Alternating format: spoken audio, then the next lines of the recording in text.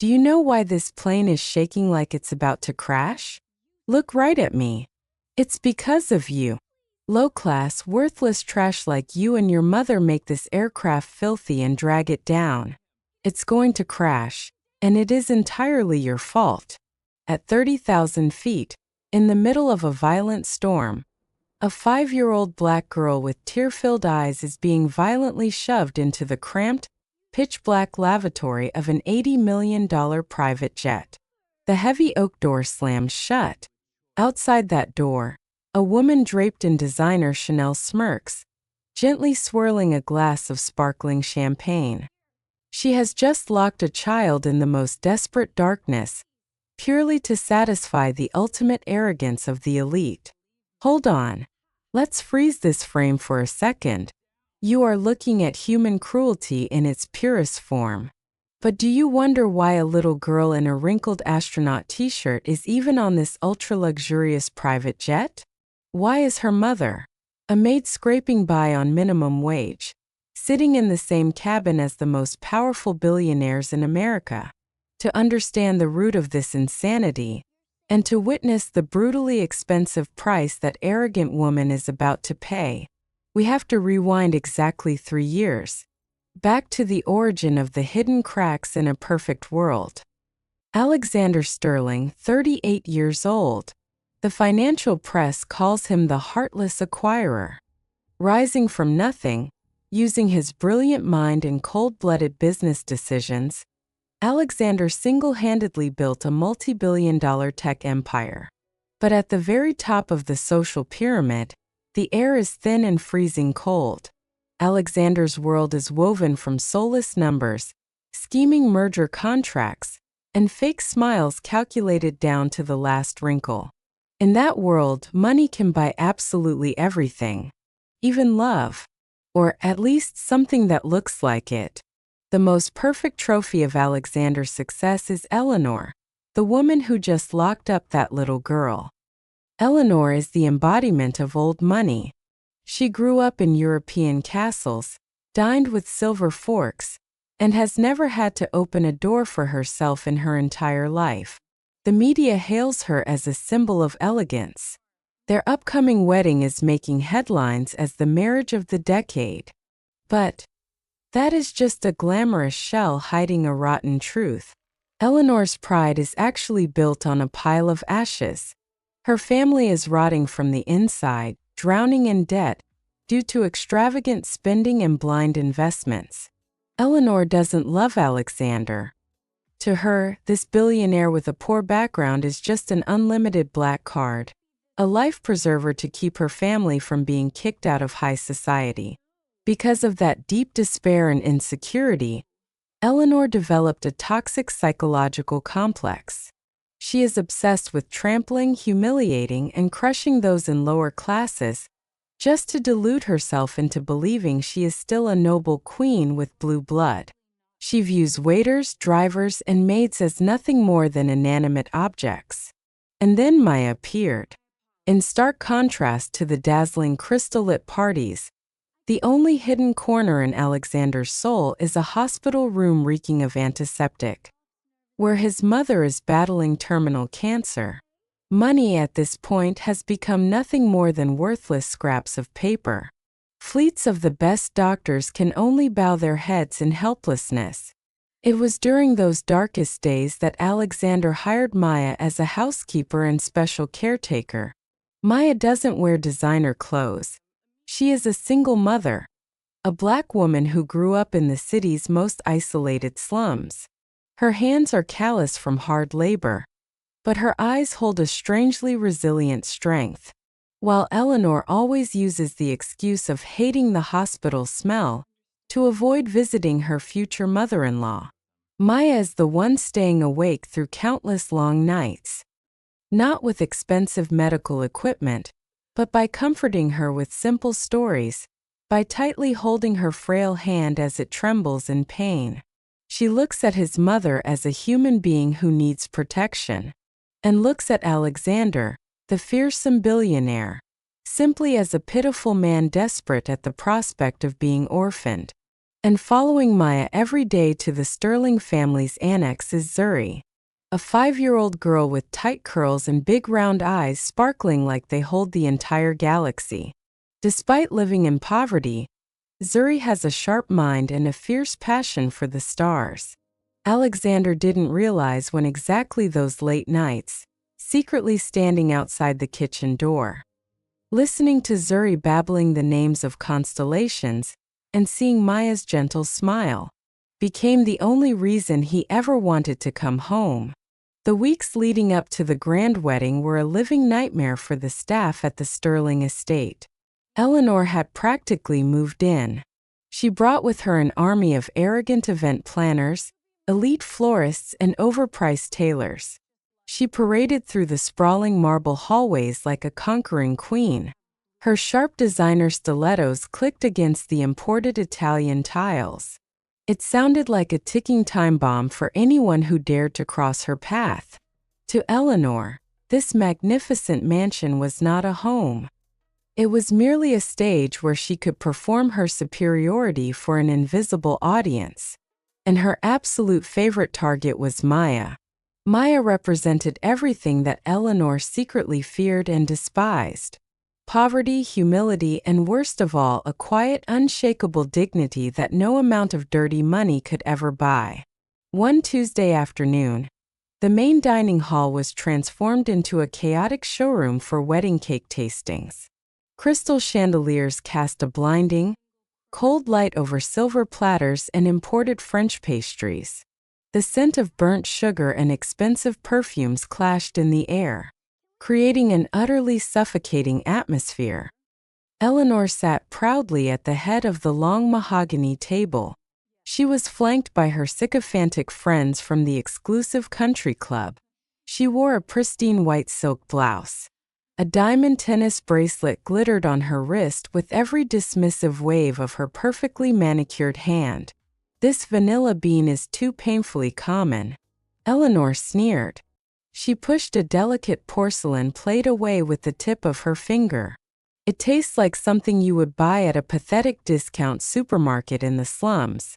The head pastry chef stood trembling in the corner of the vast room. Maya was quietly clearing the discarded plates nearby. Her dark eyes were fixed firmly on the table. She moved with practiced, invisible grace, making absolutely no noise, trying desperately to remain unseen in a room full of predators. But invisibility was a luxury that Eleanor rarely granted to her subordinates. "You the maid," Eleanor snapped suddenly. Her voice cut through the elegant room like a frozen, jagged blade. Maya paused instantly. Her calloused hands gripped the heavy silver tray. "Yes, Miss Eleanor?" Maya replied evenly. She kept her tone perfectly respectful despite the sudden adrenaline rushing through her veins. Eleanor slowly stood up from her velvet chair. She walked around the table like a vicious predator circling a trapped prey. She stopped right in front of Maya. The stark, glaring contrast between them was physically painful to look at.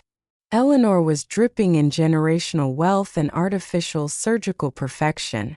Maya was wearing a simple, faded gray uniform. The cheap fabric was worn dangerously thin at the elbows from endless hours of scrubbing floors. "Do you have any idea how much this single slice of cake costs?" Eleanor asked. Her voice was dripping with venomous, toxic condescension. "It costs significantly more than your entire pathetic month's salary." Maya kept her gaze lowered to the expensive rug. She swallowed the bitter lump forming in her dry throat. "I wouldn't know, ma'am," she answered softly. "Of course you wouldn't." Eleanor laughed. It was a harsh, grating sound that was quickly echoed by her wealthy, soulless friends. "Your uncultured palate is probably used to eating stale bread and drinking dirty tap water. Tell me something. Does your little fatherless child actually enjoy eating the discarded scraps I leave behind?" At the sudden mention of Zuri, Maya's knuckles instantly turned bone white. She gripped the sharp edges of the silver tray until it hurt. A flicker of pure, Unadulterated maternal rage flashed violently in her dark eyes. But she viciously bit the inside of her lip. She tasted the warm metallic tang of her own blood. She desperately needed this grueling job. She needed the money to pay for Zuri's astronomy books and a new winter coat. She simply could not afford the expensive luxury of personal pride. Zuri is very grateful for everything Mr. Sterling generously provides, Maya said. Her voice was trembling slightly but still retained its quiet, powerful strength. Eleanor's perfectly sculpted eyes narrowed dangerously. Hearing Alexander's name coming out of a lowly servant's mouth felt like a physical insult to her noble blood. Mr. Sterling is a foolishly generous man, Eleanor hissed venomously. She leaned in aggressively close to Maya's face. But do not ever confuse his pathetic charity for relevance. You are absolutely nothing but a temporary disgusting fixture in my magnificent house. Once this diamond ring is permanently on my finger, the very first thing I will do is scrub this estate clean. I will throw out pathetic, diseased charity cases like you and your brat. Eleanor purposefully flicked her wrist. She knocked a half-eaten, messy slice of raspberry cake entirely off the table. It landed with a wet, humiliating thud right on the toe of Maya's polished black shoe. Clean that mess up right now, Eleanor commanded cruelly. She turned her back with dramatic disgust. And use a napkin. I don't want your filthy hands staining my expensive Persian rug. Maya slowly and painfully knelt down on the hard floor. The thin fabric of her uniform skirt brushed against the cold tiles. She used a white napkin to scoop up the ruined sticky pastry. Her heart was pounding frantically with a suffocating mixture of utter humiliation and profound exhaustion. But from the grand sweeping staircase overlooking the dining hall, a silent, imposing figure stood hidden deep in the shadows. Alexander. He had returned home early from an exhausting corporate board meeting, only to silently witness a much more vicious and dirty war inside his own private sanctuary. He watched Maya suffering on her knees. He watched the cruel, triumphant, ugly smirk glowing on his beautiful fiancée's face. A sudden, sickening feeling twisted violently in his stomach. For many long years, he had ruthlessly bought out desperate competitors. He had coldly dismantled failing companies without a single second thought. He genuinely thought he understood exactly how power worked. But what Eleanor was doing right now wasn't a display of true power. It was just the pathetic, disgusting cruelty of a small, terrified woman trying to feel big by crushing someone totally vulnerable. Alexander's jaw clenched so intensely that his teeth actually ached. He vividly remembered how Maya had sung softly to his dying mother in her final, agonizing hours. He remembered how incredibly gently her calloused hands had brushed his mother's frail hair when the cancer pain was too much to bear. And then he looked down at the horrible woman he was supposed to legally marry in just 3 short days. A woman whose dark soul was as terrifyingly empty as her family's bankrupt bank accounts. He deliberately didn't step out of the shadows right then. A brilliant, ruthless businessman never strikes without a calculated, foolproof plan. If he angrily confronted Eleanor right now in front of her friends, she would instantly play the innocent victim. She would cry fake tears to the hungry tabloids. She would completely destroy Maya's name in the vicious mud of high society gossip. No. Alexander wanted Eleanor to fall rapidly from the absolute highest, most public peak of her towering arrogance. He wanted her to permanently lose absolutely everything on a grand stage she had built herself. Later that evening, Alexander sat alone in his dimly lit, silent mahogany study. The glowing blue screen of his laptop displayed the finalized legal contract for a massive multi-billion-dollar tech merger. It was the absolute biggest, most profitable victory of his entire career. Suddenly, the heavy oak door flew open. Eleanor barged excitedly into the room without bothering to knock. She was casually swirling a large glass of expensive red wine. "Darling, I just heard the merger is officially secured."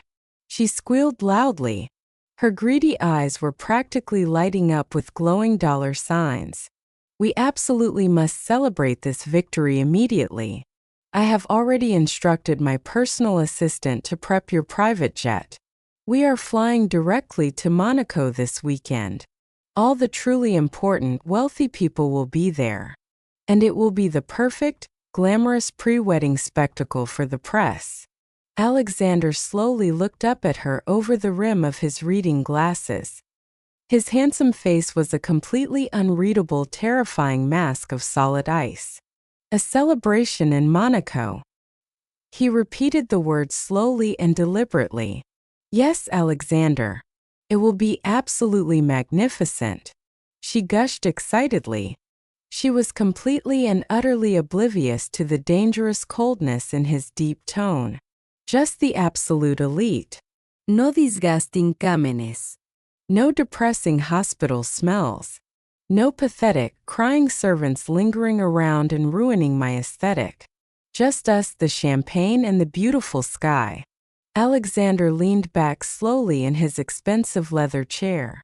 A very dangerous, barely perceptible smile began forming on his lips. "All right, Eleanor. We will take the private jet to Monaco. But since it is a grand celebration of my personal business success, I get to finalize the final guest list." Eleanor waved her hand carelessly, already turning to leave. "Of course, darling. Invite whoever you want from the boring board of directors." She walked out of the study. She was already dreaming of the warm Riviera sun and the bitter envy of her wealthy peers. She had absolutely no idea that Alexander had zero intention of inviting the board of directors. He slowly picked up the internal phone line. He firmly pressed the button connecting to the tiny staff quarters. It rang twice before a soft, incredibly tired voice answered the call. "Yes, Mr. Sterling?" "Maya," Alexander said, his deep voice instantly dropping its harsh corporate edge. It became remarkably warm, safe, and gentle. "Pack a travel bag for yourself and for Zuri." There was a very long, confused pause on the other end of the line. "Sir? I really don't understand," Maya replied cautiously. Deep confusion was completely lacing her exhausted words. "I am flying a private jet to Monaco this weekend," Alexander explained calmly. "And I happen to know that Zuri has been eagerly reading that heavy encyclopedia of aircrafts I bought her.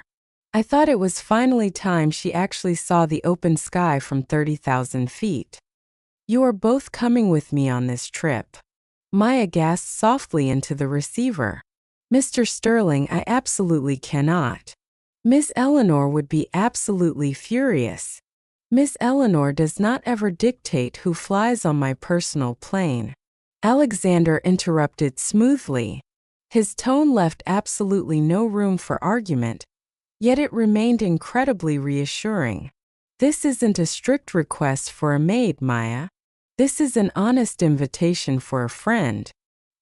He gently hung up the phone before she could find the words to refuse. He stood up and looked out the large glass window into the dark, starry night. The chessboard was fully set. The pieces were finally moving exactly where he wanted them. He was about to put the wonderful woman he secretly loved and the wicked woman he openly despised in a sealed metal tube high above the clouds. It was a reckless, insanely dangerous emotional gamble. But he desperately needed to see exactly what would happen when the psychological pressure in the cabin reached its absolute breaking point. He needed to physically force the ugly truth out into the open once and for all. Little did he know, the terrifying storm waiting for them at 30,000 feet was going to be far more violent than anything he could have ever calculated. The morning of the highly anticipated Monaco trip arrived with a heavy, suffocating humidity. Inside the cramped, dimly lit servant quarters, Maya carefully folded her only decent dress. It was a simple faded linen piece she bought from a second-hand charity shop 5 years ago. Beside her, little Zuri was practically vibrating with pure, uncontainable excitement. The 5-year-old girl was clutching her worn-out stuffed bear in one hand and the heavy encyclopedia of aircrafts in the other. She was wearing her favorite, heavily washed t-shirt with a cracked print of an astronaut. "Are we really going to fly up into the clouds, Mommy?" Zuri asked softly. Her big brown eyes were wide with innocent wonder. Maya forced a gentle, reassuring smile, hiding the terrifying knot of pure anxiety twisting violently in her stomach. "Yes, my sweet girl," Maya whispered back. "We are going to see the stars up close today."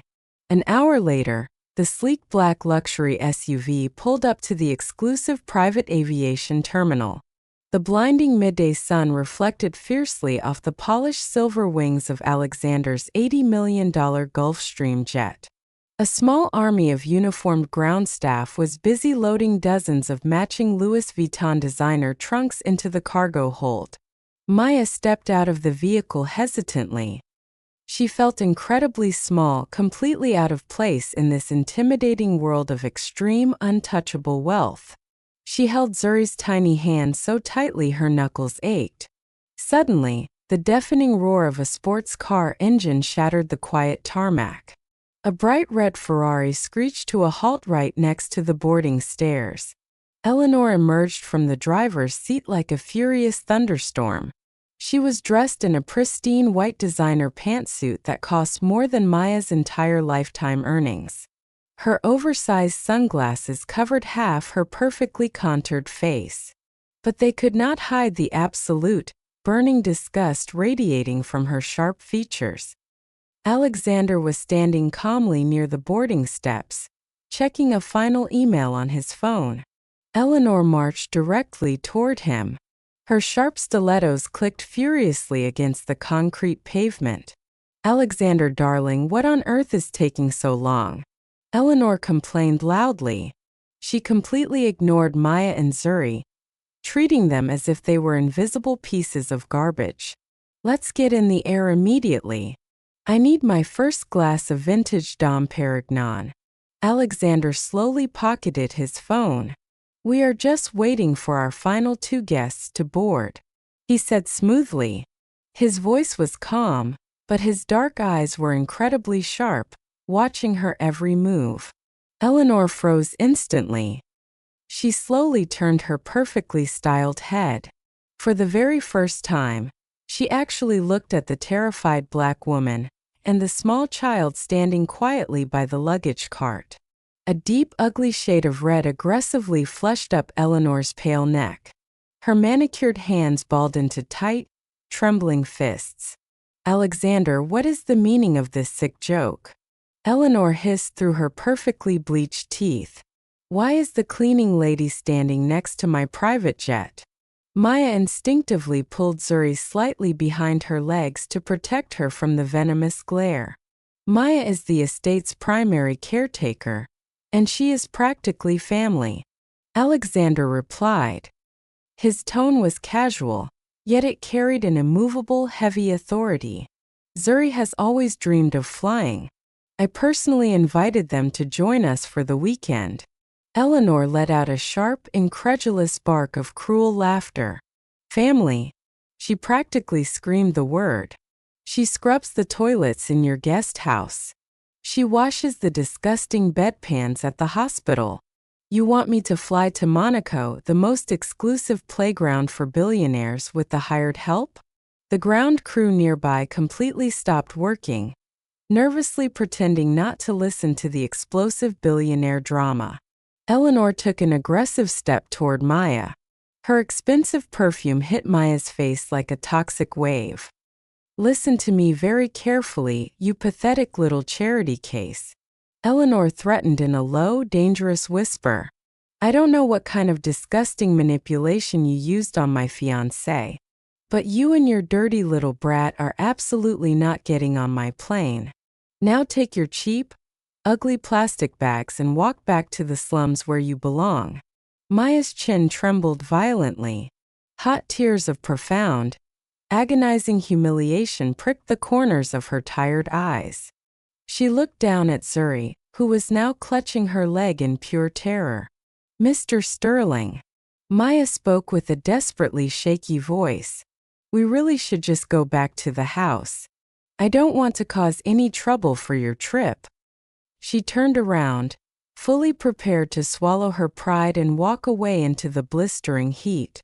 But Alexander's large, warm hand suddenly grasped Maya's shoulder firmly. He gently but solidly pulled her back. "You are not going anywhere, Maya," Alexander said quietly. Then he turned to face Eleanor. The mask of the polite fiancé was completely gone. In its place was the ruthless, terrifying corporate titan who destroyed empires for breakfast.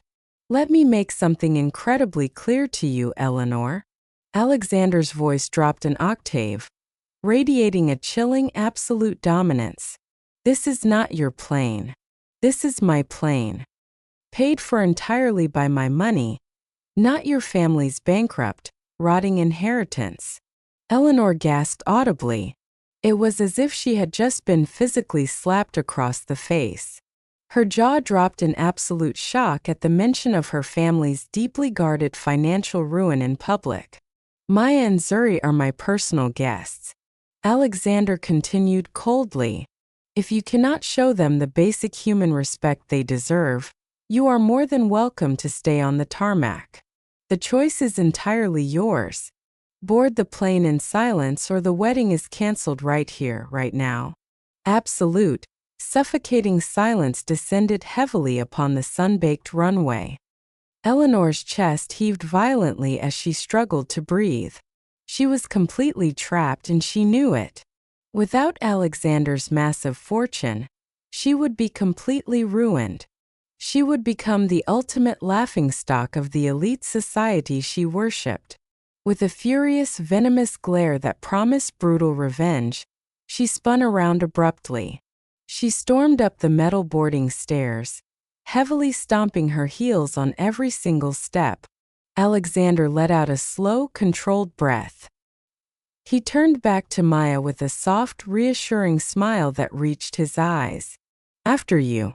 He gestured politely. Inside the magnificent cabin, the tension was so incredibly thick it felt like trying to breathe underwater. Eleanor aggressively threw herself into a plush leather seat at the far end of the plane. She immediately demanded the flight attendant open a new bottle of champagne. Maya sat stiffly near the front. She carefully buckled Zuri into the massive, oversized luxury seat. The little girl was still clutching her book, too intimidated by the glaring opulence to speak. As the heavy metal doors sealed shut with a final echoing thud, the powerful jet engines began to roar. The plane smoothly accelerated down the runway and lifted aggressively into the dark, gathering storm clouds above. They were leaving the ground behind. But up here, trapped together in a pressurized metal tube at 30,000 feet, there was absolutely nowhere to run. Alexander sat quietly across the aisle from Maya. He casually opened a financial report, pretending to read. But he was hyper-aware of the dark, murderous energy radiating from the back of the cabin. Eleanor was already on her third glass of expensive champagne. Her mind was completely poisoned with toxic rage, vicious jealousy, and a desperate need to reassert her dominance. She was actively searching for a target, and she was waiting for the absolute perfect moment to strike. The Gulfstream jet sliced aggressively through the heavy, dark storm clouds gathering over the Atlantic Ocean.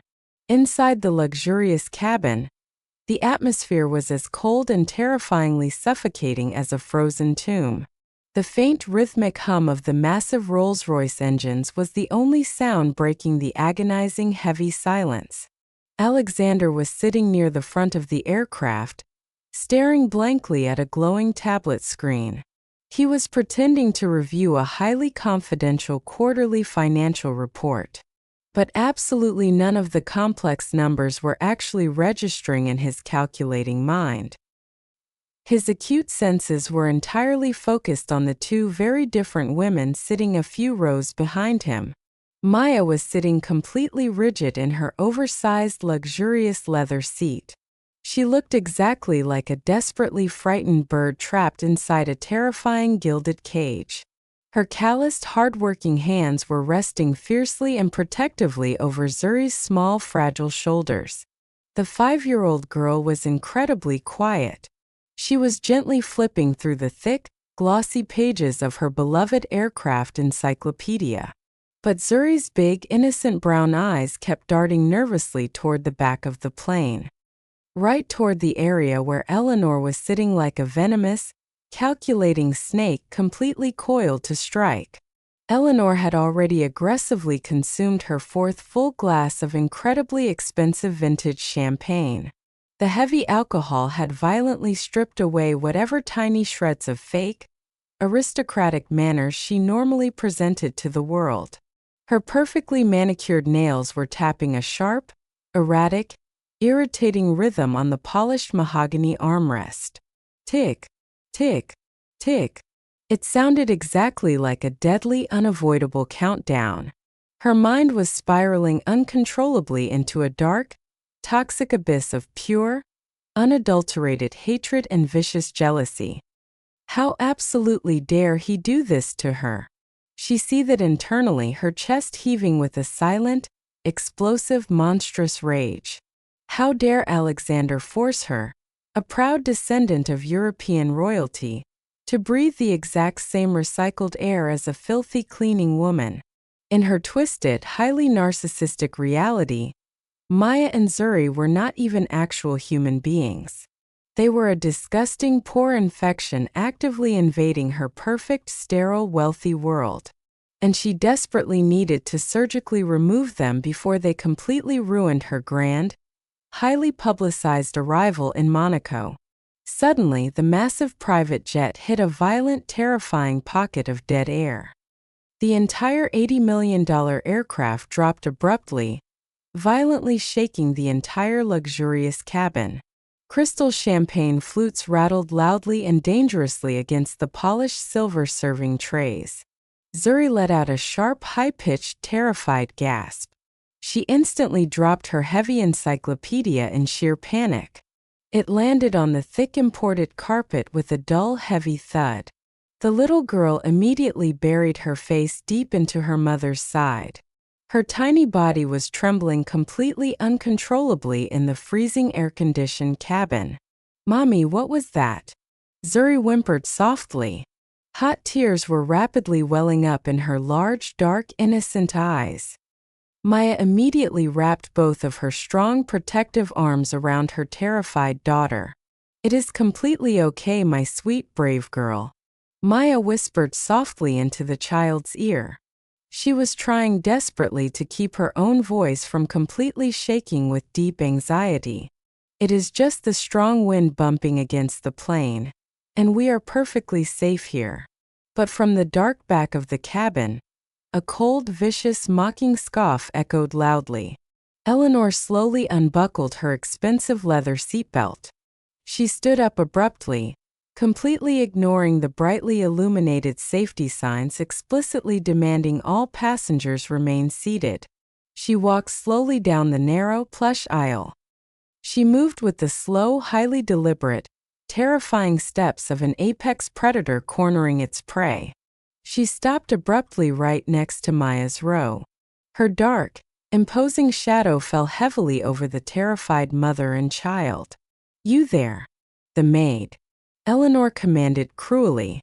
Her voice was sharp, icy, and dripping with absolute, unquestionable authority. Maya slowly looked up. She instinctively tightened her protective, desperate grip on Zuri's small body. "Yes, Miss Eleanor?" Maya replied cautiously. Her heart was hammering violently against her ribs like a trapped drum. "My champagne is completely warm and utterly disgusting." Elena lied smoothly. She did not break her terrifying, dead glare for a single second. I want a brand new bottle of the 2008 Dom Perignon from the rear galley reserve. And I want a bowl of fresh strawberries, washed exactly twice in sparkling water. The lazy flight attendant is currently strapped into her jump seat due to this severe turbulence. So you are going to walk back there and get it for me. Right this absolute second. Maya hesitated nervously. She glanced with deep fear at the violently shaking window beside them. Miss Eleanor, the captain just turned on the fasten seatbelt sign.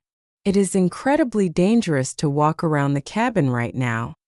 Eleanor's perfectly drawn eyebrows snapped together in sudden explosive fury. Did I ask for your pathetic, uneducated, lower-class opinion on aviation safety? Eleanor hissed venomously. She leaned dangerously close to Maya's exhausted face. I am giving you a direct, absolute order as your future employer. Unless you want me to tell Alexander to fire you the absolute second this plane touches the concrete ground.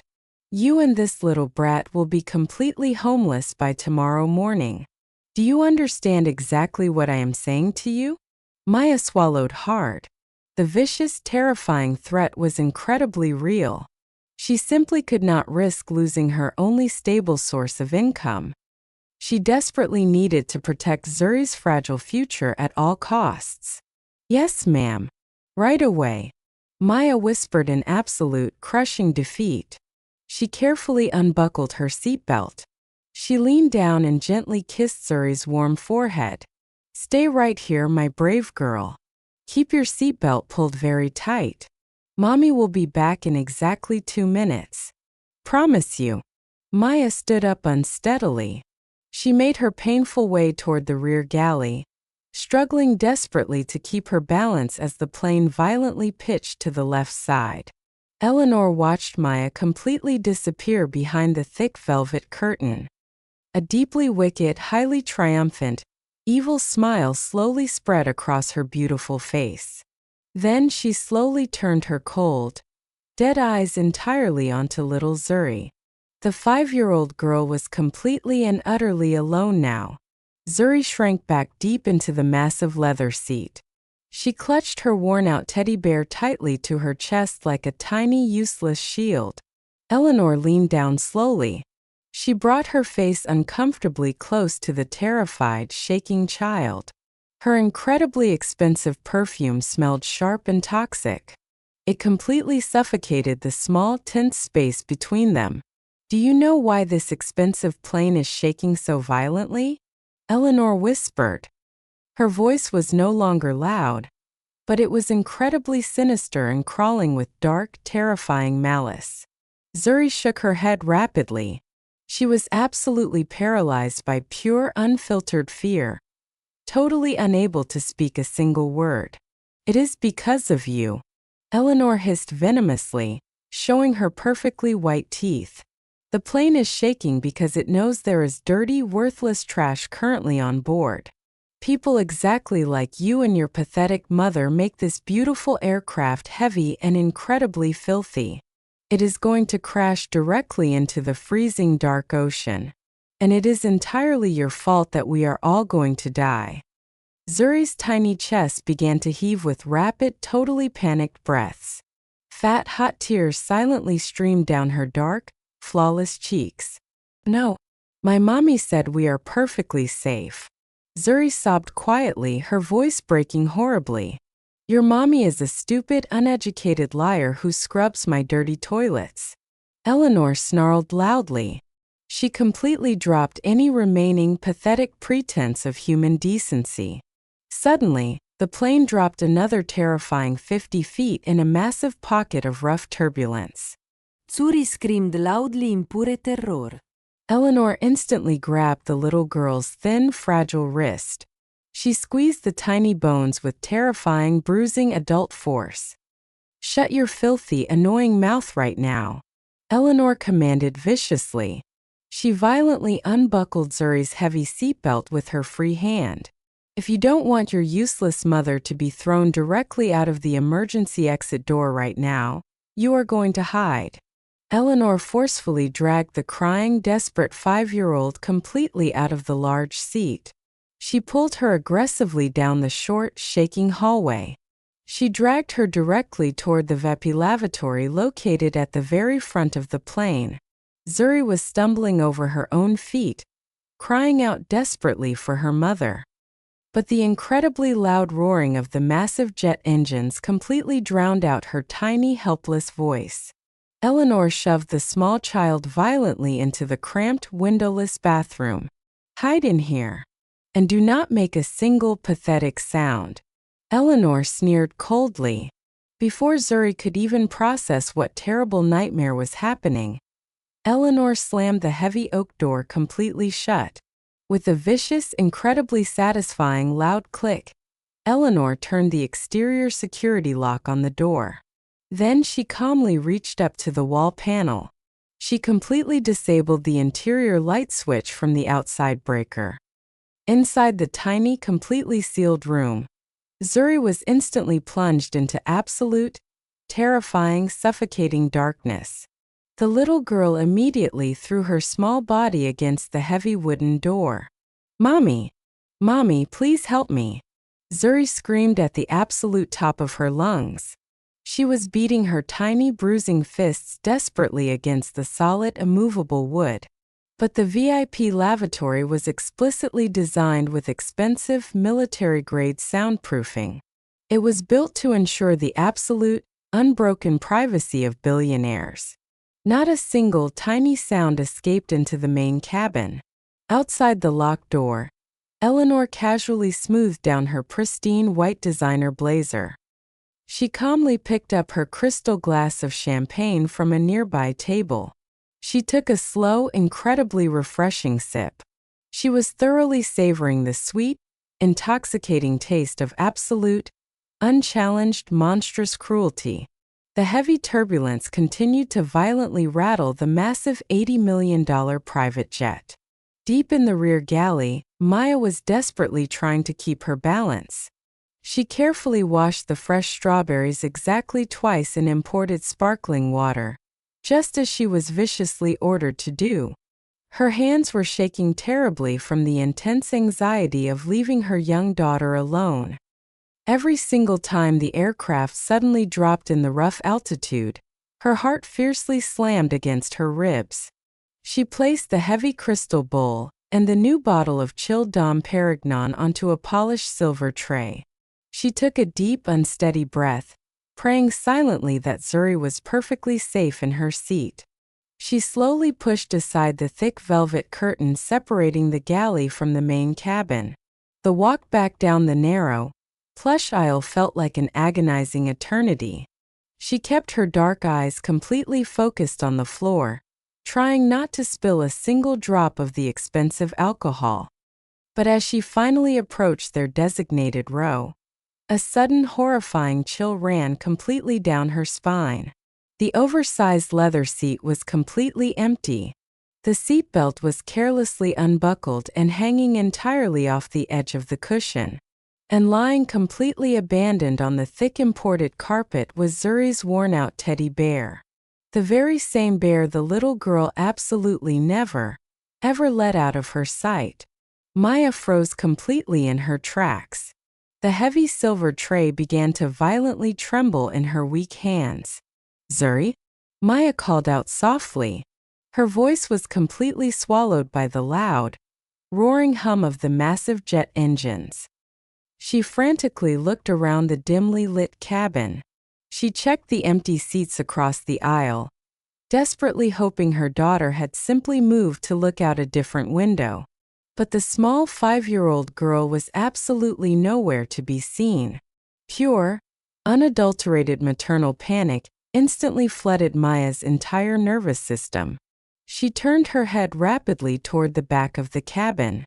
Eleanor was sitting comfortably in her luxurious seat. She was casually flipping through a glossy fashion magazine. She looked completely undisturbed, as if she were lounging by a peaceful, sunny private pool. "Miss Eleanor," Maya said. Her voice was rising in pitch, entirely laced with blind, desperate panic. "Where is my daughter? Where is Zuri?" Eleanor slowly lowered the glossy magazine. She let out a long, highly dramatic, deeply annoyed sigh. How on earth should I know where your dirty little brat ran off to? Eleanor lied smoothly and effortlessly. She did not even bother to make direct eye contact. She is probably crawling around on the floor somewhere, touching things she absolutely shouldn't be touching. Now, put my champagne down and go find her before she breaks something extremely expensive. Maya shook her head rapidly in total disbelief. She wouldn't just leave her seat. She was absolutely terrified of the heavy turbulence. Maya's voice completely broke into a loud, frantic sob. Zuri, where are you, baby? The sudden, highly distressed shouting immediately caught the sharp attention of Alexander. He had been deeply focused on his financial tablet near the front of the plane. He instantly dropped the expensive device onto the empty seat beside him. He quickly unbuckled his safety belt and strode purposely down the shaking aisle.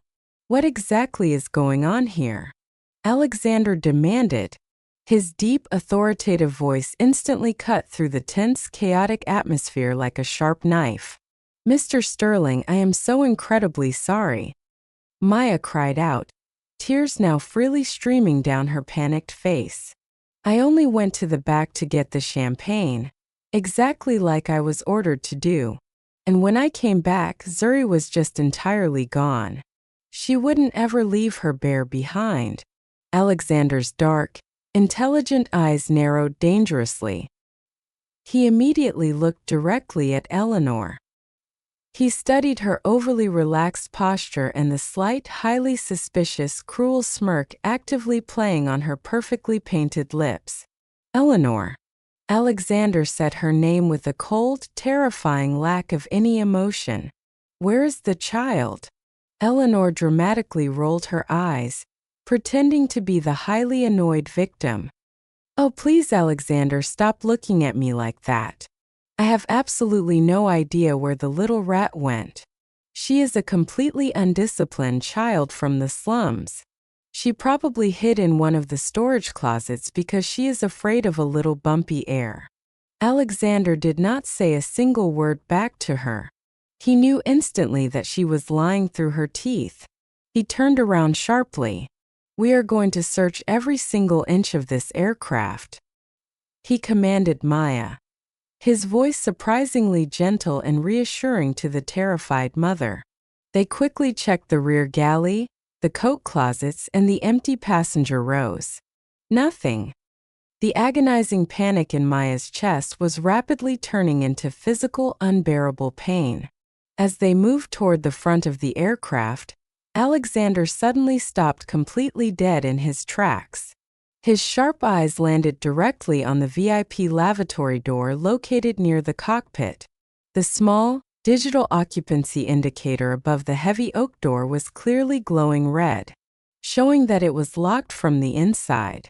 But Alexander, who personally designed every single inch of this $80 million jet, knew something was horribly, terribly wrong.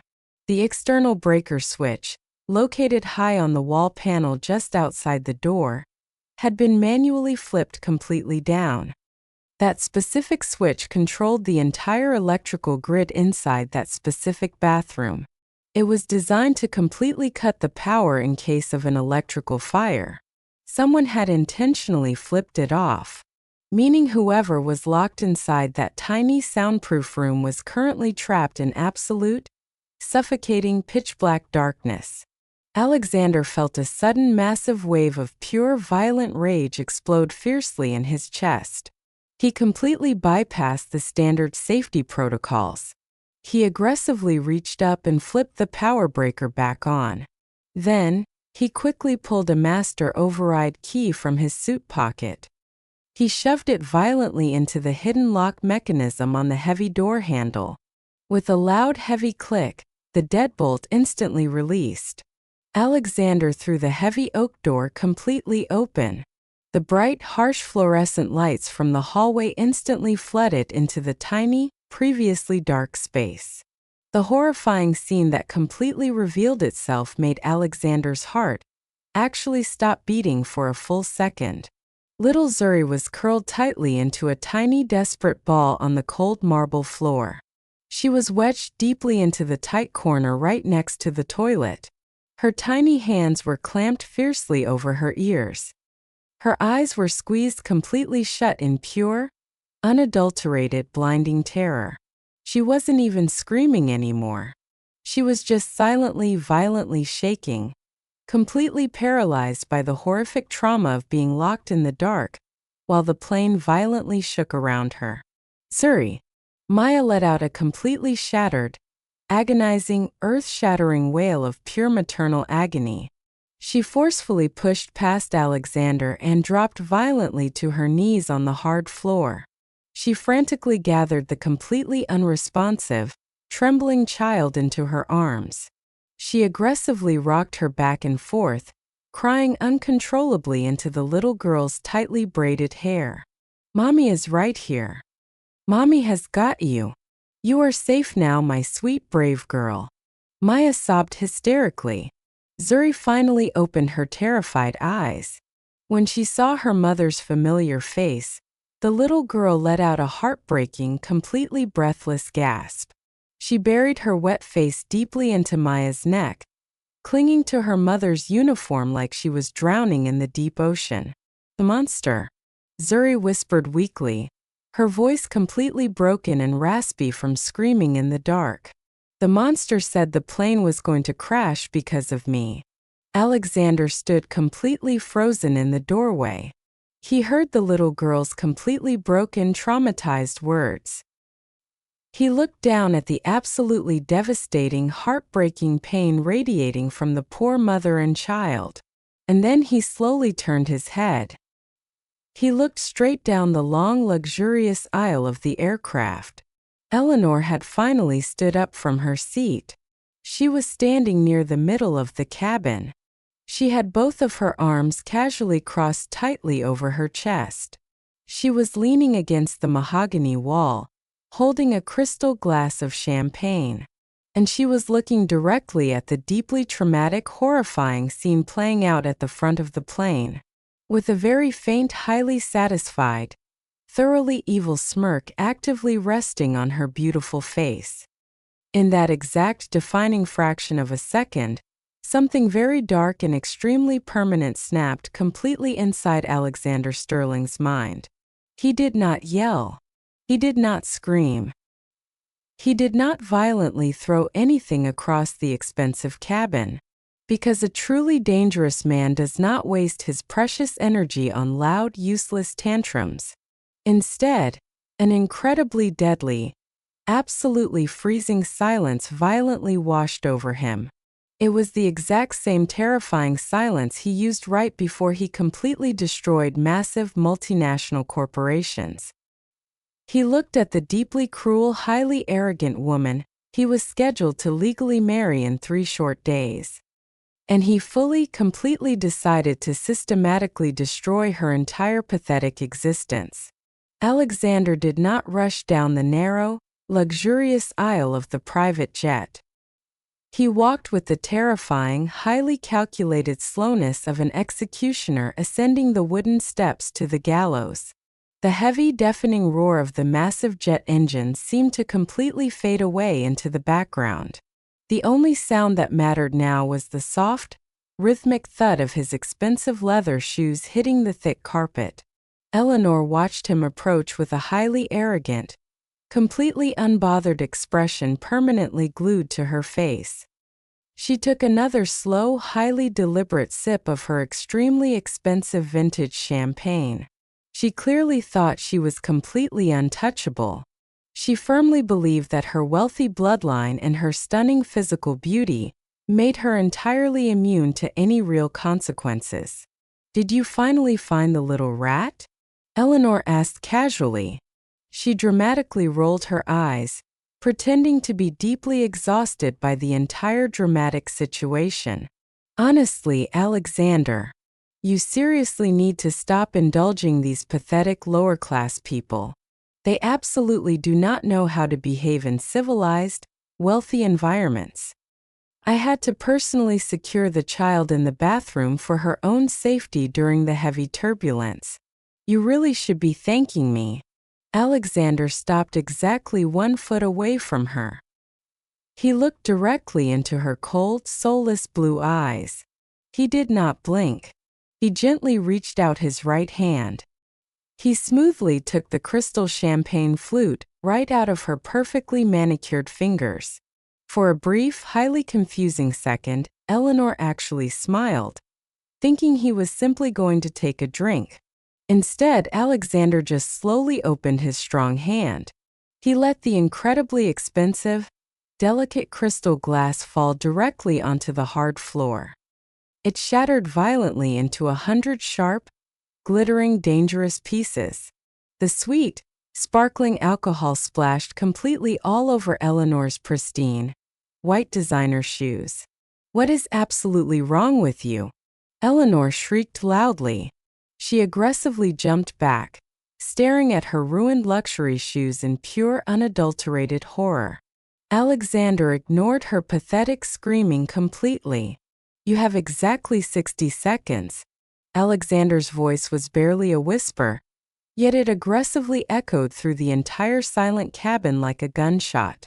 "Explain to me exactly why you intentionally locked a terrified, innocent 5-year-old child inside a pitch-black room during the most severe, dangerous turbulence of this entire flight." Eleanor's jaw instantly dropped in genuine, absolute shock.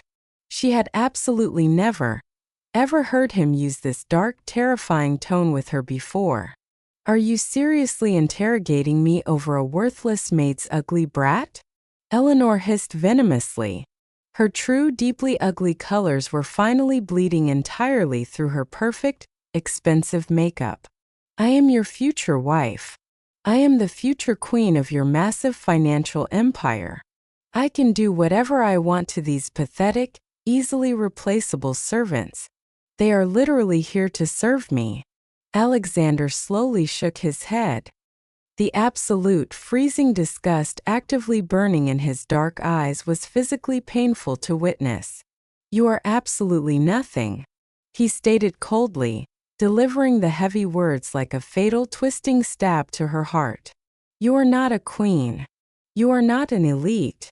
You are just a deeply pathetic, deeply terrified woman drowning in a massive ocean of secret debt." Eleanor's face instantly drained of all its beautiful rosy color. She looked exactly like she had just seen a terrifying, violent ghost. "Do not ever speak about my noble family like that," she screamed defensively, her voice cracking horribly. "Your family is entirely bankrupt, Eleanor." Alexander countered smoothly, showing absolutely zero mercy. "Your father currently owes $300 million to highly aggressive offshore creditors. Your ancestral estate in France is secretly mortgaged to the absolute maximum limit. The only reason you are standing on this magnificent plane right now is because I foolishly agreed to pay off your father's massive, embarrassing debts. I was the ultimate, final life preserver for your sinking, pathetic family." Several flight attendants, who had been brutally verbally abused by Eleanor for months, were quietly standing near the galley curtain. They were listening to the incredible, explosive confrontation with wide, deeply shocked eyes. Eleanor desperately tried to maintain her broken, crumbling superiority. "You signed the legal merger contracts yesterday," she screamed frantically. "You cannot back out now. It is legally binding, Alexander. You are completely trapped with me." Alexander reached slowly into his tailored suit jacket. He pulled out his sleek, encrypted satellite phone. He pressed a single button, instantly connecting to the head of his powerful legal department in New York. "Marcus," Alexander spoke clearly and loudly into the receiver, ensuring every single person on the plane could clearly hear him. "Initiate the immediate cancellation of the Sterling Vanguard family merger. Invoke the extreme morality clause located on page 42. Yes, effective immediately. Freeze every single financial transaction connected to her family's accounts. Let them completely default on their massive offshore loans by Monday morning." Eleanor let out a sharp, breathless, horrified gasp. She lunged forward aggressively, desperately trying to snatch the expensive phone out of his strong hand. "Stop it!" she cried out hysterically. "You are completely destroying my entire family. We will be publicly ruined. We will lose absolutely everything we have." Alexander effortlessly stepped back, completely avoiding her desperate, pathetic grasp. He calmly hung up the satellite phone and slipped it safely back into his pocket. "You destroyed yourself, Eleanor." Alexander replied with zero emotion. "You mistakenly thought that your old money gave you the absolute right to torture a helpless child. But true power is not about actively crushing the weak. True power is having the absolute ability to completely erase a wicked person like you from the map. And doing it without losing a single second of sleep." Alexander then turned his broad back on her, completely dismissing her entire existence. He walked with terrifying purpose directly toward the heavily reinforced cockpit door. He firmly pressed the internal intercom button. "Captain," Alexander spoke with total, unquestionable authority, "please contact the airport security forces in Monaco immediately. Inform them that we have a highly aggressive, deeply unstable passenger on board. I want a fully armed police escort waiting for us directly on the tarmac the absolute second we land. I am personally pressing formal, severe criminal charges for child endangerment and unlawful imprisonment." "No!" Eleanor shrieked from the back of the cabin. The sound was absolutely feral, exactly like a wild, cornered animal facing its violent end. "You cannot put me in a disgusting, dirty prison. I am a vanguard. I am a famous fashion icon. The media will absolutely destroy you for this." Alexander slowly looked back over his shoulder one final time. His face was a completely blank, terrifying mask of pure, unadulterated justice. "Let them write whatever they want," he whispered coldly. "By tomorrow morning, the only thing you will be famous for is wearing a cheap orange jumpsuit. Now sit down in your seat, shut your mouth, and completely prepare for your arrest." Eleanor completely collapsed backward into the luxurious leather seat. Her pristine white designer blazer was completely stained with sticky, spilled champagne. Her expensive, perfectly styled hair was a total chaotic mess. She brought her trembling hands up to her pale, horrified face and began to sob hysterically. It was not the soft, elegant crying of a noble victim. It was the ugly, desperate, terrified wailing of a wicked bully who had finally met a power she could absolutely never manipulate. Alexander walked slowly back down the aisle toward the front of the cabin. He knelt down softly on the thick carpet next to Maya. The exhausted, deeply traumatized mother was still holding little Zuri tightly in her arms. Zuri had finally stopped shaking, but her dark eyes were still incredibly wide with lingering fear. Alexander reached out incredibly gently. He softly wiped a cold, stray tear from the little girl's warm cheek. "I am so incredibly sorry, Zuri," Alexander whispered softly. His deep, powerful voice was cracking slightly with genuine, profound guilt and heavy emotion. "I promised to show you the beautiful stars today. And instead, I let a terrible monster put you in the dark. I promise you on my actual life that absolutely no one will ever hurt you like that again." Maya looked directly at him through her own blurry, exhausted, tear-filled eyes. She saw the absolute, undeniable sincerity burning brightly in his steady gaze. She saw a man who had just violently burned down his entire high society life, purely to protect her and her child. And in that incredibly intense, quiet moment at 30,000 feet, everything completely changed forever. The remaining hour of the flight to Monaco was completely suffocating.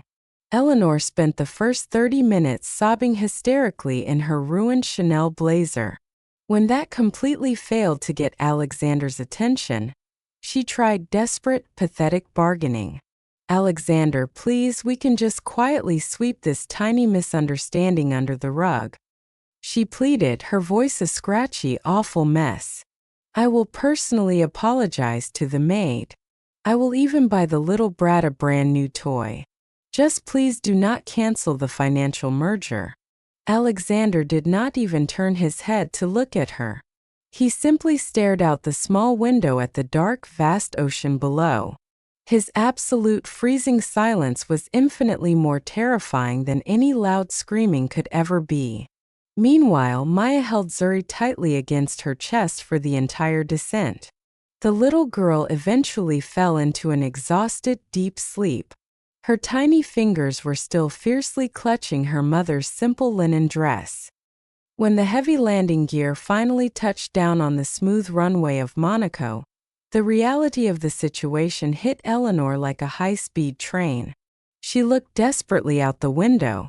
Waiting directly on the brightly lit private tarmac were not the glamorous, wealthy friends she had explicitly invited. Instead, there were 4 heavily armed Monaco police vehicles. Their bright blue and red emergency lights were flashing aggressively, painting the dark runway in harsh, unforgiving colors. No! Eleanor screamed, a primal sound of absolute, uncontrolled panic. You cannot do this to me. The massive cabin door slowly opened, letting in the warm, salty Mediterranean breeze. 2 stern-looking police officers in crisp uniforms boarded the $80 million aircraft immediately. Mr. Sterling? The lead officer asked in heavily accented English. We received your urgent distress call regarding a highly dangerous passenger.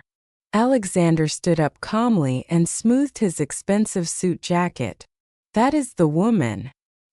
He pointed a firm, unwavering finger directly at Eleanor. She intentionally locked a terrified 5-year-old child inside a pitch-black bathroom during severe turbulence. I am the sole owner of this aircraft, and I am pressing maximum criminal charges.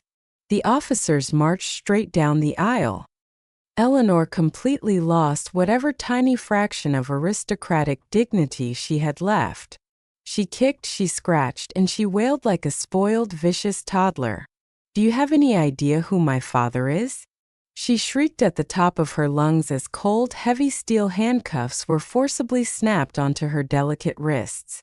I will have all of your pathetic badges for this. The officers completely ignored her pathetic, empty threats. They dragged the highly famous, incredibly wealthy fashion icon violently down the boarding stairs. Because Eleanor had heavily publicized this trip to the media, dozens of hungry paparazzi were already waiting outside the security fence. They were expecting to photograph a glamorous, highly romantic pre-wedding celebration. Instead, their powerful camera flashes rapidly illuminated the ultimate, shocking downfall of a vicious bully. The queen of high society was being shoved into the back of a dirty police cruiser. Her expensive makeup was running down her face like thick black mud. Her pristine white blazer was stained with sticky alcohol and her own terrified sweat. By the time the police car drove away, the news of the cancelled Sterling Vanguard merger had already leaked to the global press. Alexander's ruthlessly efficient legal team in New York had officially frozen all financial assets. Within just one single hour, the powerful Vanguard family went from international royalty to completely, hopelessly bankrupt. Their massive creditors immediately began seizing their French estates, their luxury yachts, and their frozen bank accounts. Eleanor's reign of toxic, arrogant terror was permanently over. Back on the quiet, empty plane, Alexander gently helped Maya stand up. He carefully took the sleeping, exhausted little girl from Maya's trembling arms. He carried Zuri effortlessly against his broad, strong shoulder. Come with me, Maya. He whispered softly, his voice finally returning to the warm, gentle tone she knew so well. We are not going to a hotel. We are going to my private estate here in Monaco. They drove in absolute silence through the winding, beautiful coastal roads of the French Riviera. When they finally arrived at the stunning, massive cliffside villa, the dedicated household staff immediately took charge. They prepared a warm, incredibly comfortable bed for little Zuri. Maya sat completely alone on the grand marble balcony overlooking the dark, sparkling Mediterranean Sea. She was still trying desperately to process the absolute insanity of the last few hours. She had boarded that plane as a totally invisible, highly disrespected maid. And now she was sitting on a multi-million-dollar balcony, drinking hot chamomile tea, while the most powerful woman who had viciously tortured her was currently sitting in a cold concrete jail cell. Alexander quietly stepped out onto the balcony. He had changed out of his rigid, intimidating corporate suit into a simple, comfortable white linen shirt. He sat down slowly in the chair right next to hers. He did not say anything at first. He just listened to the rhythmic, soothing sound of the ocean waves crashing against the rocks far below. "Mr. Sterling." Maya finally broke the heavy silence. Her voice was incredibly soft, almost completely breaking under the immense emotional weight. "What you did today. You completely destroyed your own highly publicized wedding. You threw away a massive multi-billion-dollar corporate merger. All for a maid and her little girl. I simply do not understand why." Alexander turned his head and looked deeply into her beautiful, exhausted eyes. "Please, Maya. Stop calling me Mr. Sterling." He reached out and gently placed his large, warm hand over her cold, trembling fingers. "I didn't throw away anything of actual real value today. Eleanor was just a highly calculated, absolutely soulless business transaction. I mistakenly thought that marrying into her old money would somehow fix the deep, dark emptiness inside my own life. But then exactly 3 years ago, I met a remarkable, incredibly strong woman who smelled like lavender and hard work. A woman who stayed awake for countless long nights just to lovingly hold my dying mother's hand. A woman who raised the smartest, bravest, most wonderful little girl I have ever met." Maya's breath hitched sharply in her dry throat. She stared at him, completely paralyzed by the profound, shocking honesty pouring directly from his soul. "I have spent my entire adult life violently acquiring massive companies and hoarding billions of dollars." Alexander continued, his voice thick with raw, undisguised emotion. "But absolutely none of that money could ever buy the incredible peace I feel when I stand in the kitchen and listen to you and Zuri talk about the beautiful stars." Maya pulled her hand back slightly, deeply terrified of believing this beautiful, impossible dream. "Alexander, I am just a poor, uneducated woman from the slums. I am not a part of your elite, high society world. If you choose me, the vicious media will absolutely tear you apart. They will publicly call me a dirty gold digger, and they will call you completely crazy." Alexander smiled. It was not his famous, terrifying corporate smirk.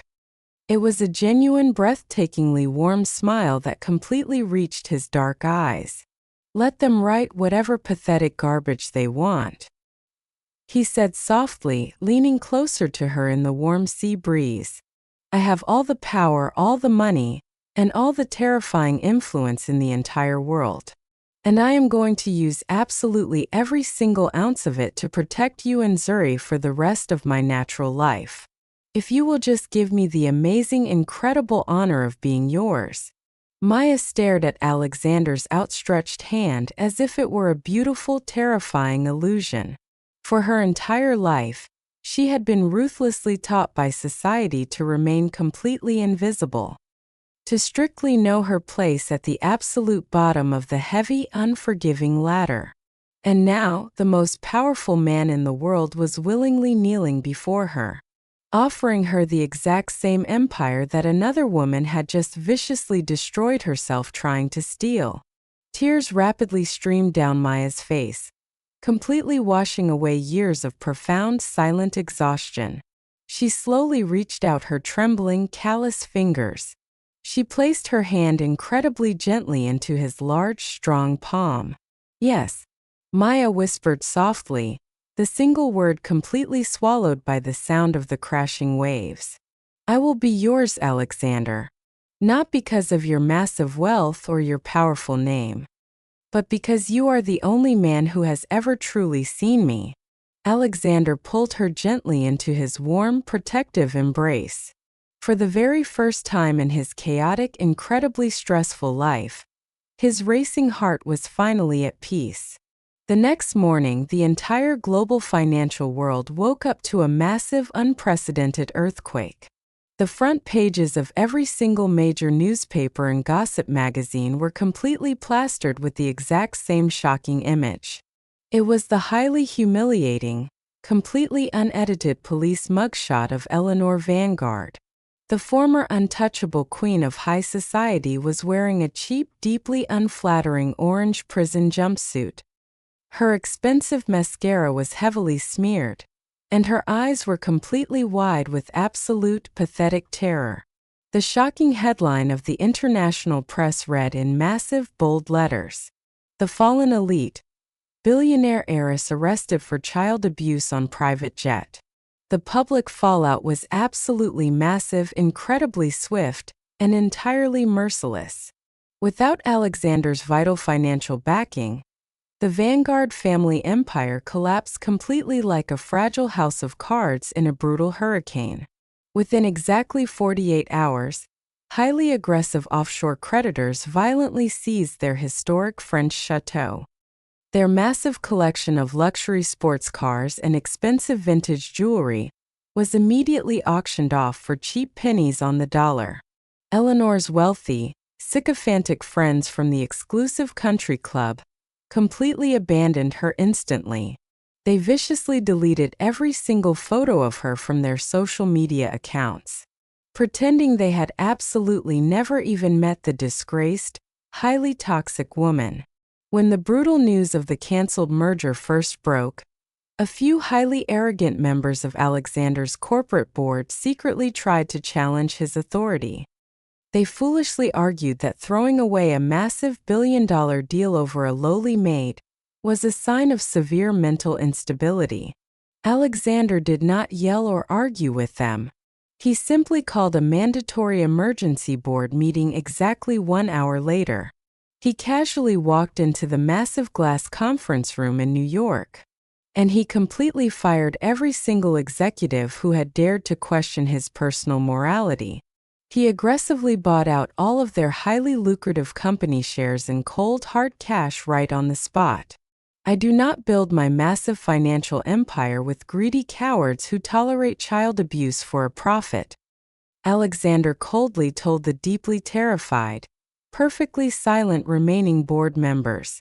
If absolutely anyone else has a problem with the wonderful woman I am going to marry, the large glass door is right behind you. Absolutely no one said a single foolish word. His absolute, terrifying dominance over his company was permanently and securely established. 2 months later, the highly publicized criminal trial took place in a heavily guarded courtroom in Monaco. Eleanor sat weakly at the defense table, looking incredibly frail, completely aged and entirely broken. She desperately tried to play the pathetic, misunderstood victim one final time. Her highly paid defense attorney aggressively argued that she was deeply intoxicated and emotionally unstable due to extreme wedding stress. But Alexander Sterling completely destroyed that pathetic, entirely fabricated defense in exactly 5 minutes. He took the wooden witness stand with terrifying, absolute, immovable authority. He played the highly classified, incredibly clear audio recording retrieved directly from the private jet's black box.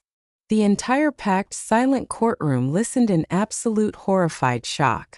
They heard Eleanor's venomous, purely evil voice loudly telling a terrified 5-year-old girl that the plane was going to crash because of her dirty blood. They heard the loud, heavy, terrifying slam of the VIP lavatory door. and they heard the utterly heartbreaking, muffled screams of little Zuri trapped entirely in the pitch-black dark. The strict, highly respected judge did not show even a single ounce of human mercy. Eleanor Vanguard. The judge spoke with heavy, absolute, crushing finality. Your horrific actions were not born from temporary stress or alcohol intoxication. They were born from a deeply rotten, fundamentally evil sense of elite entitlement. You purposely and maliciously tortured a highly vulnerable child purely to satisfy your own sick, twisted ego. I hereby sentence you to exactly 5 full years in a maximum security state penitentiary, with absolutely zero possibility of early parole. Eleanor let out a highly piercing, deeply ugly scream of absolute, uncontrolled despair as the heavy wooden gavel slammed loudly down. She violently collapsed completely into the strong arms of the armed security guards. She was aggressively dragged out of the bright courtroom, completely kicking and screaming. She was entirely stripped of her fake, aristocratic dignity forever, while the wicked witch was finally locked away in a cold, concrete, highly isolated cell. A beautiful, incredibly warm new life was quietly blooming far away from the flashing paparazzi cameras.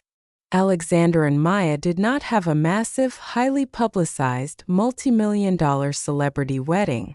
They got legally married in a very small, incredibly private, sunlit garden ceremony at the Cliffside Estate in Monaco. There were no arrogant celebrities, no greedy, smiling politicians, and absolutely no fake wealthy friends. The only guests invited were the loyal household staff members who had always treated Maya with genuine kindness and respect. And of course the absolute most important guest of all. Little Zuri, wearing a beautiful, simple white linen dress, proudly carried the golden rings down the grassy aisle. She was absolutely no longer the terrified, trembling little girl hiding in the dark corner of a plane. She was beaming with absolute, pure, unfiltered joy. She was holding tightly onto the incredibly strong, safe hand of the billionaire, who had fiercely and publicly protected her. Alexander officially and legally adopted Zuri the very next day. He completely legally changed her last name to Sterling. He gave her absolutely everything she had ever been cruelly denied by the unfair, heavily biased world. But far more importantly than the massive trust funds or the expensive elite schools, he gave her a deeply loving, completely safe, and entirely permanent home. 15 long, transformative years slowly passed. The fast-paced, unforgiving world had completely forgotten about the disgraced, toxic fashion icon, who rotted away in a lonely, cold prison cell. Eleanor Vanguard became nothing more than a pathetic, cautionary tale whispered in the dark corners of high society. But the entire global scientific community absolutely knew the prestigious name Zuri Sterling. The tiny, terrified black girl who was once brutally told she did not belong in the beautiful sky was now completely conquering the vast universe. Alexander Sterling was no longer the terrifying, cold-blooded corporate titan who ruthlessly destroyed failing businesses.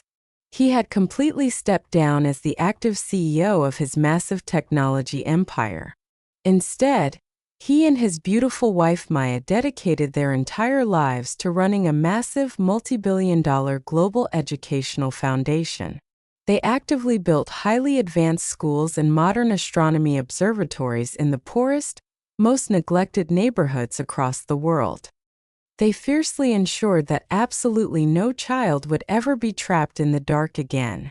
Inside the grand, historic, brightly lit auditorium of the Massachusetts Institute of Technology, a brilliant, stunning 20-year-old Zuri stood proudly at the heavy wooden podium. She was officially accepting the absolute highest national academic award for undergraduate astrophysics. The massive crowd of elite international scientists, powerful politicians, and wealthy university donors sat in absolute, highly respectful silence. Zuri slowly looked out into the brightly illuminated audience. Her bright, intelligent brown eyes instantly found Alexander and Maya sitting proudly in the very front VIP row. Alexander's thick hair was graying gracefully at the temples. His large, strong hand was securely and lovingly holding Maya's gentle fingers. Maya was wearing a simple, incredibly elegant silk dress, crying silent, happy tears of absolute, overwhelming maternal pride. When I was exactly 5 years old, a terrible, cruel monster forcefully locked me inside a pitch-black soundproof box at 30,000 feet. Zuri spoke directly into the silver microphone. Her clear, melodic voice was incredibly steady, echoing powerfully across the massive, silent room. That incredibly wicked woman explicitly told me that because my mother was poor, and because of the dark color of my skin, my very existence was a heavy, dirty burden. She aggressively told me that I was actively making the magnificent plane crash. She desperately wanted me to be completely paralyzed by absolute, suffocating darkness for the rest of my life. A heavy collective gasp of pure shock rippled quickly through the elite audience as they listened to the horrifying childhood trauma. But she was entirely fundamentally wrong. Zuri continued, her voice rising with an incredible, undeniable, fierce strength. Because in that terrifying, freezing darkness, my incredible father physically broke down the heavy door. He gently pulled me out, and he taught me exactly how to find the beautiful glowing stars. He completely and publicly burned down his own massive, highly profitable social empire just to build a permanent, safe runway for me and my mother. Zuri smiled incredibly warmly, gently wiping a single happy tear from her flawless dark cheek. True lasting power is never accurately defined by how completely you can crush the weak beneath your expensive designer shoes. It is truly defined by how fiercely and bravely you protect the highly vulnerable when the heavy, dangerous turbulence finally hits. The entire massive auditorium instantly erupted into a massive, deafening, highly emotional standing ovation. Highly respected professors and wealthy billionaires were openly crying, fiercely clapping their hands for the brilliant young woman. Alexander stood up immediately, completely overwhelmed with profound, bursting pride. He clapped incredibly loudly for his amazing, beautiful daughter. He had successfully made thousands of ruthless, highly calculated billion-dollar trades in his long, chaotic life.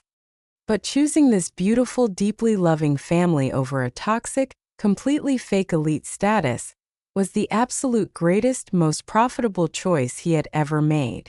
Hold on just one single second before you quickly scroll away to the next video. I want to stop and ask you a very serious, deeply uncomfortable moral question today. Imagine if you were quietly sitting on that highly luxurious private jet 3 rows back, watching a wealthy, highly privileged, arrogant woman violently drag a terrified, crying 5-year-old girl into a pitch-black bathroom during a massive, dangerous storm. Would you have actually unbuckled your seatbelt and bravely stood up to physically stop her? Or would you have cowardly looked out the window, quietly sipping your incredibly expensive champagne, simply too terrified of losing your elite social connections to do the right thing? Please be brutally, completely honest with your own conscience right now. Drop your true answer down in the comments section immediately. Would you actively protect the innocent child? Or would you silently protect your own pathetic social status? Let me know. And do not forget to hit that subscribe button if you believe that true karma always delivers.